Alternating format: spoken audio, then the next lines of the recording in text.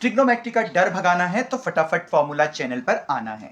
Okay, तो अब मैं लेके आया हूं chapter 8 class 10th NCERT maths book का एक्सरसाइज 8.1 जो कि chapter 8 introduction to trigonometry chapter की है। ठीक है, इसका मैं अभी फर्स्ट चैप्टर तुम लोगों को एक्सप्लेन करने जा रहा हूं, तो प्लीज वीडियो को बिना स्किप किए पूरा देखें, तभी ये चीज समझ में आएगी, वरना ट्रिग्नोमेट्री ऊपर से निकल जाती है। तो I start with question number 1। Question number 1 क्या है? In triangle ABC, right angled at B, where AB equals to 24 and BC equals to 7 centimeter, then determine first part is sin A cos A and sin C cos C. चलो फिर ठीक है, करते हैं क्या? सबसे पहला काम हम बनाते हैं एक राइट एंगल ट्राइंगल, और राइट एंगल ट्राइंगल में उसने हमें दिया है कि जो 90 डिग्री एंगल है वो है बी एंगल। ओके, ये है एंगल बी। यहां हम ले लेते हैं ए और यहां पर हम ले लेते हैं सी। ए और सी दोनों पर बन जाएंगे एक्यूट एंगल, और यहां दिया हुआ है ए बी 24 सेंटीमीटर और B C 7 centimetre.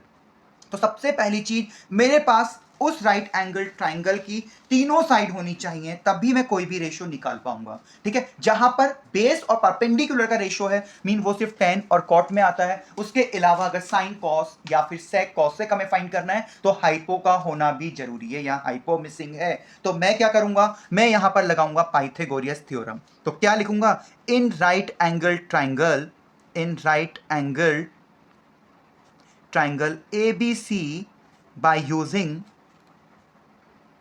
I'll write PGT. You know PGT meaning what? Pythagoras theorem. PGT क्या होती है बेटा? ये सिर्फ राइट एंगल ट्राइंगल में अप्लाई होती है।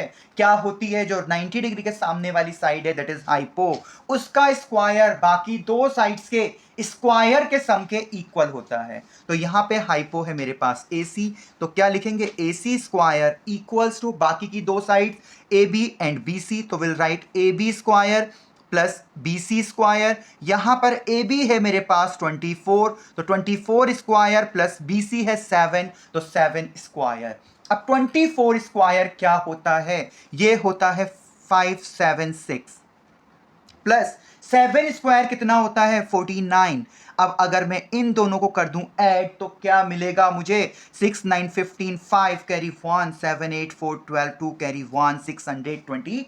अब क्या होता है बेटा? ये चीज है AC square, and you know that on transposing square इधर से इधर आएगा तो क्या बन जाएगा? Square root. तो AC कितना आया? स्क्वायर रूट 625, और 625 की वैल्यू होती है 25 सेंटीमीटर। तो मेरे पास हाइपो आ गया है 25 सेंटीमीटर। अब क्या करूंगा? तीनों साइड्स आ गई ना मेरे पास, तो अब मैं जो भी इसने फाइंड करने को बोला है वो मैं फाइंड कर लूंगा। फर्स्ट पार्ट में इसने बोला है कि मुझे साइन ए फाइंड करना है, और साइन ए क्या होता है? साइन ए होता है बेटा परपेंडिकुलर अपॉन हाइपो। मेरी पिछली वीडियो में देख लेना, जो इंट्रोडक्शन वाली वीडियो है 8.1 का जो इंट्रोडक्शन है, उसमें मैंने बताया था कि साइन होता है परपेंडिकुलर अपॉन हाइपो। तो ए के रिस्पेक्ट में, ए है यहां पर, ए के केस में ये होगी बेस, और ये होगा परपेंडिकुलर, और ये तो हाइपोफिक्स है ही है। तो अभी ए के केस में परपेंडिकुलर है BC अपॉन हाइपो है बेटा AC, और BC की वैल्यू कितनी है? 7 अपॉन AC की वैल्यू कितनी है? 25। तो साइन ए कितना आया बेटा? 7 अपॉन 25। अब हम फाइंड करेंगे कॉस ए, और कॉस ए क्या होता है बच्चों? Base upon hypo, right? और बेस है ए के केस में AB, और हाइपो तो फिक्स है जो कि AC है, और AB की वैल्यू है बेटा 24 और AC की वैल्यू है 25। तो कॉस ए आया है 24 अपॉन 25। अब इसने सेकेंड पार्ट में क्या पूछा है? सेकेंड पार्ट में पूछा है साइन C, और साइन C क्या है? C एंगल कहां पर है? C एंगल है बच्चों यहां पर। ठीक है, तो एंगल हो गया है चेंज, A था पहले नीचे और C है अब ऊपर। अगर C यहां पर है तो हाइपो तो ये ही रहेगा, लेकिन जिस साइड पे C है हाइपो के अलावा, वो साइड हो जाएगी बेस।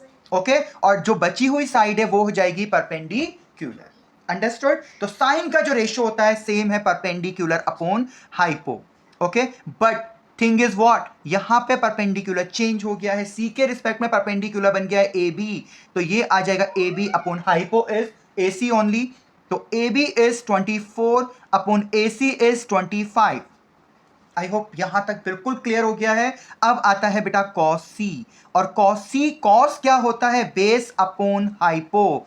ठीक, अब सी के रिस्पेक्ट में तो बेस भी चेंज हुआ है, ए में अलग था, सी में अलग है। सी में बेस क्या है बेटा, बी सी, तो ये हो जाएगा बी सी अपॉन ए सी, और बी सी है मेरे पास 7, ए सी है मेरे पास 25, तो कॉस सी आ गया है 7 upon 25। I hope first question में इस एक्सरसाइज के कोई भी डाउट नहीं है। अगर कोई डाउट नहीं है ना, तो समझो कि ट्रिग्नोमेट्री समझ में आ रही है। अभी शुरुआत है, धीरे धीरे सारा समझ में आता रहेगा। अब हम आते हैं क्वेश्चन नंबर 2 पर, और क्वेश्चन नंबर 2 में फिगर दी हुई है। उसने बोला in figure 8.3 find tan p minus cot r।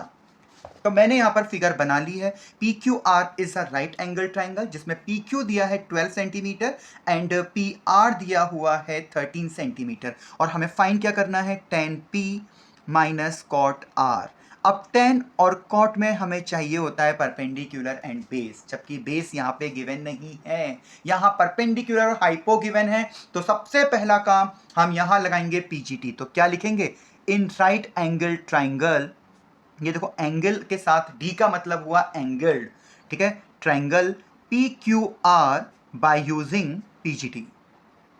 और पीजीटी क्या होती है बेटा, बता चुका हूं, hypo square that is P R square equals to बाकी दो साइड्स के स्क्वायर का sum, P Q square plus Q R square. और पी आर है 13 square equals to P Q है 12 square plus Q R square हमें find करना है। फिर 13 स्क्वायर कितना होता है, ये होता है 169। ऐसे ही 12 स्क्वायर कितना होता है बेटा, 144। फिर प्लस क्यू आर स्क्वायर, अब ये 144 इधर से जाएगा इस साइड, और इस साइड जाके साइन हो जाएगा चेंज, तो ये बन जाएगा 169 minus 144 equals to Q R square. So Q R square equals to 25। जैसा कि मैंने बताया था ट्रांसपोजिंग में स्क्वायर बन जाता है स्क्वायर रूट, तो क्यू आर बन गया √25। √25 होता है प्लस माइनस 5, और माइनस हमें नेग्लेक्ट करना है क्योंकि लेंथ कभी भी नेगेटिव नहीं होती है। तो क्यू आर आएगा बेटा 5 सेंटीमीटर। ठीक है, तो अब हम यहां पर लिख देंगे 5 सेंटीमीटर। तीनों साइड मिल गई मुझे राइट एंगल ट्राइंगल की। जल्दी से मैं निकालता हूं पहले tan p, फिर मैं निकालूंगा cot r, फिर मैं कर दूंगा दोनों को माइनस। चाहे तो एक साथ भी निकाल सकते हो, बट मैं अलग अलग बता रहा हूं। tan p हमने पहले निकाला, tan क्या होता है बेटा, perpendicular upon base, perpendicular upon base. और इसे हैबिट में रखना कि पहले हम इसी फॉर्म पे लिखें, क्योंकि होता क्या है, अगर हमारा क्वेश्चन गलत भी हो रहा है ना बेटा, तो इतना लिखने पर भी बोर्ड इस स्टेप का मार्क्स देगा, आगे का भले ना दे, इतने का मार्क्स देगा। और हमें बोर्ड में क्या चाहिए, हमें मार्क्स गेन करने, कैसे भी करके मार्क्स लेने हैं एग्जामिनर से। ओके, अब P के केस में P एंगल है यहां पर, इसके केस में ये तो हुआ बेस पी क्यू, और क्यू आर हुआ इसका परपेंडिकुलर, तो परपेंडिकुलर आ गया बेटा क्यू आर, और बेस हो गया यहां पर पी क्यू। तो परपेंडिकुलर है 5 और बेस है 12, तो tan p कितना आया बेटा 5/12।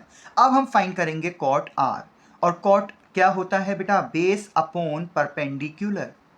ठीक, अब यहां पर r है ये, ओके, r के केस में बेस क्या होगा, क्यू आर होगा।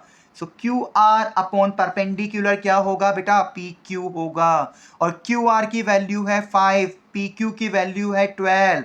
आ गए दोनों tan p minus cot r। अब जल्दी से फाइंड करो tan p minus cot r। tan p है बेटा 5/12 माइनस, अरे ये क्या हुआ, कॉट आर भी 5/12 आ गया भाई, तो सेम वैल्यू से सेम वैल्यू को माइनस कर दो, आंसर आ जाएगा 0। तो this is the answer of this second question. Second question भी अगर क्लियर हो गया है तो फटाफट से इस चैनल फटाफट फॉर्मूला को सब्सक्राइब कर दो, वीडियो को लाइक कर दो, और कमेंट सेक्शन में जरूर बता के जाना कि समझ में आया या नहीं आया। तो बेटा मैं करता हूं इस वीडियो को यहीं बाइंड अप, फिर मैं नेक्स्ट वीडियो में क्वेश्चन नंबर 3 से स्टार्ट करता हूं। तो फिर देर मत करो, चैनल को सब्सक्राइब करो, वीडियो को लाइक करो, फ्रेंड्स के साथ शेयर करो। मिलते हैं फिर नेक्स्ट वीडियो में with question number 3 of exercise 8.1।